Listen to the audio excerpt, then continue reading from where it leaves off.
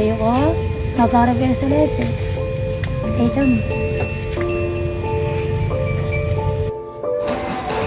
Bago magising ang karamihan, may mga taong matagal nang nakikipagbuno sa init, usok at pagod.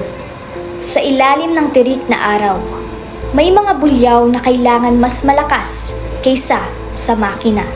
Mga taong kailangang sumigaw para lang kumita.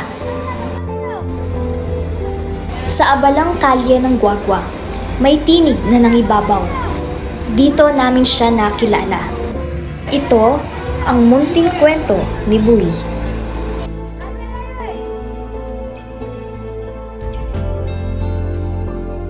Kinamusta namin si Buy.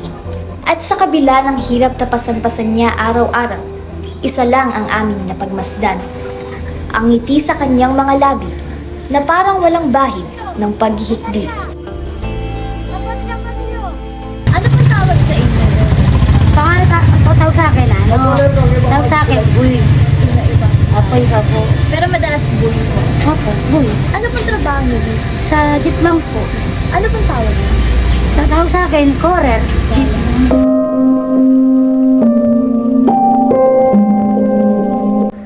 Kilala siya sa ngalang Buy. Araw-araw siyang nakatayo rito. Sumisigaw, kumakaway, tumatakbo minsan.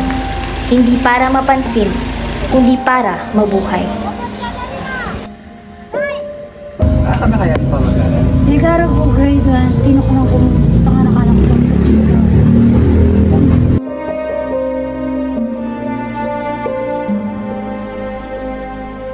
Siya po ng ibang tao sa'yo. Ano pong pinakamasakit na sinabi nila? Bobo. Hindi ka marunong basa.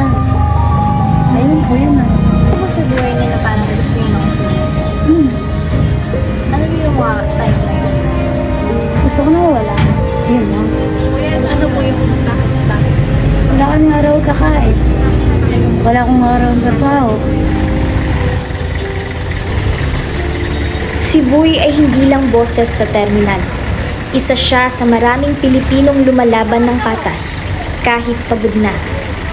Siya ang patunay na minsan, ang may pinakamalakas na sigaw. Siya rin ang may pinakatahimik na laban.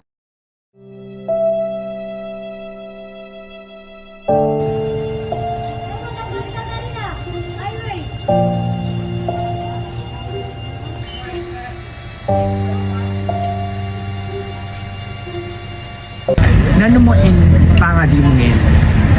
Hati ko sana. Pati kayo mo ng bing. Kanang pamangan, habias. Kita mo ito.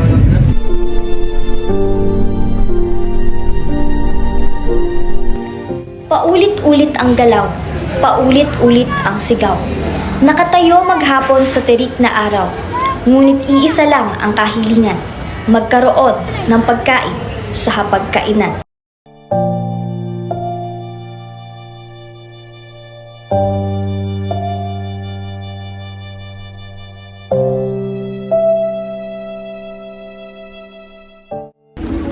Sa aming munting kwentuhan, hindi mawala ang tanong sa aking isipan.